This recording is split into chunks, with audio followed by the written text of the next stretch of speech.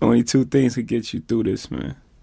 That's patience and persistence. Lock my body, can't trap my mind. Easily explain why we adapt to crime. I'd rather die enormous than live dormant. That's how we own it. And you got to understand the reason, right? Why does that guy think like that? Right? How do you arrive at that point? You got to also look at that. You have to look at that. You got to look at the environments and places we live in and how things are set up and how things are structured and how we're always the last on the totem pole, even from our schooling to our roads to, everything that all the obstacles that's placed in front of us, even our living conditions. You live in the project. Someone lives here, here, here, and here. You have to deal with all these different type of personalities. You're in the box. Someone's above you, below you, to the right of you, and to the left of you. And every day you have to manage that circle. That's just 2 floors. These buildings have 26 floors and there's a ton of them, right? These low-income houses, and everything is messed up there. So that's like living dormant. If this is what I have to live for, then I'm going to take a chance to get more. It doesn't matter. It doesn't matter what happens to me.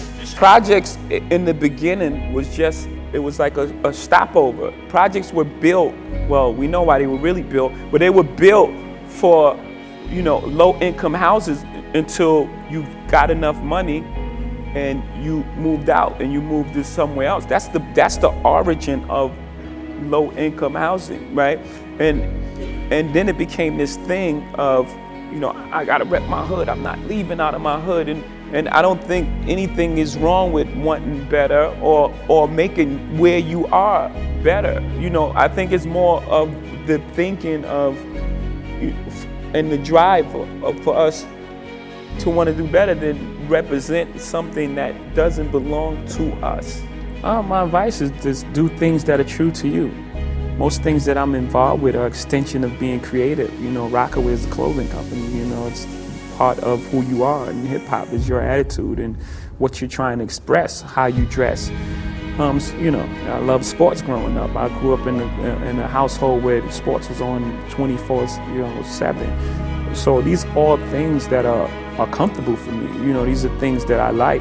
So I would just say get involved in things that you love, and also have a standard for yourself and have some sort of integrity and try to, find some sort of truth in what you're doing. What did you learn on the street? Because you talk about being 13 and selling crack. Did that teach you something of how to be a successful businessman? All the things that you apply in business, they say that he has great instincts, but on the streets, having great instincts can be the difference between life and death, not just losing the deal or incarceration, which is less than death.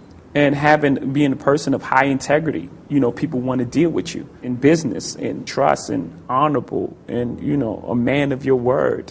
All these things come to play in business world. I'm not condoning any street activity, but it's just the way it is. And I wish I could say we were geniuses and said we're going to start our own company. That's not what happened. In the beginning, we went to every single label, and every single label shut their door on us. The genius thing that we did was we didn't give up. We didn't say, because these guys, we use that what do they know approach. We didn't give up at that point. That was the genius thing we did. We started selling our own CDs and we built our own buzz, and then the record company came back to us. So now we had a different negotiation. It wasn't the same artist label relationship. Now we retain ownership in our own company. And it was the best thing for us. You gotta be out, you gotta be able to compete, steel sharpens steel. You gotta get out there and you gotta earn your spot. It's not given. Right, in life, people emulate the end result, not the process. The end result is what they see, and they emulate that. It's like all these free throws. Before Kobe scored that 61, that day he was practicing. Practiced his whole life. Are you willing to put in that sort of commitment? Are you willing to practice the whole life? Mayweather's running right now, probably. You know what I'm saying? Are you willing? Yeah, I'm sure you want to be on a jet and all that, but do you want to put in that work? That's what it takes for something great. That amount of time that level of commitment. Yeah, I'm inspired by life and all sorts of things. You can say something right now and it would inspire me to write a song or something to happen. You know, most kings just happen to be inspired by Basquiat drawing. You know, the drawing, and he had the most young kings get their head cut off on the bottom. And I looked at that and I was like, it's powerful. You know, just the statement in itself, you know, lends itself for a song. It's like things don't happen to you, they happen for you. That's life. Everything is life. It happens for you. Everything is for your greatest good. No matter what it looked, I mean, you know, they say you want to make God laugh, tell them your plans, right? You can't control the future. I mean, you can control it up to some point. You can't control what others do. You can't control anything. Someone can run a red light and that's the end of it. You only can control what you can control. So things don't happen to you, they happen for you. You know, sometimes people's success, you know, make people feel, instead of saying, wow, that person's successful and I'm inspired. Well, some people are. Some people are like, that person's successful. I'm gonna strive and I'm gonna be exactly where they are. And some people are just like, they got the reverse attitude, like their success means my failure. So I hate that success. So I have to make some kind of explanation of why they're here and why they shouldn't be here and then why they wouldn't be here if this person was here. It deals for the most part with success. It deals with people who you started your life off with and what success does to them. People look at you strange saying you changed, like you worked that hard to stay the same, like you're doing all this for a reason.